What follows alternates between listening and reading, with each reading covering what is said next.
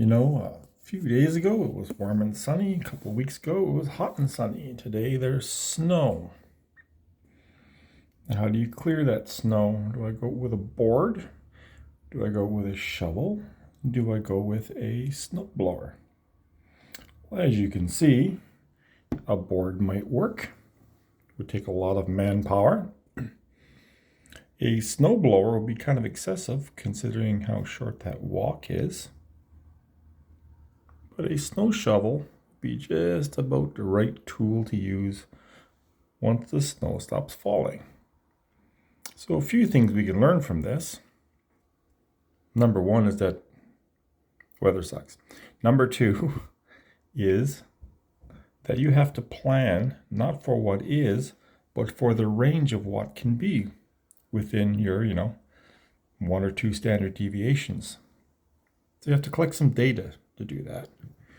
And the other thing is, when you pick your tools, hence automation, as we tend to talk about, you want to pick what works best for your specific situation.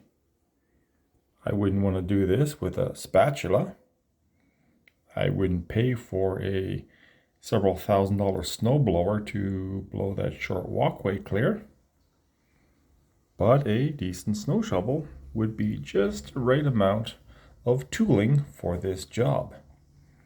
So when we translate this into our factories and our processes, we have to plan for not only what is, but what is the range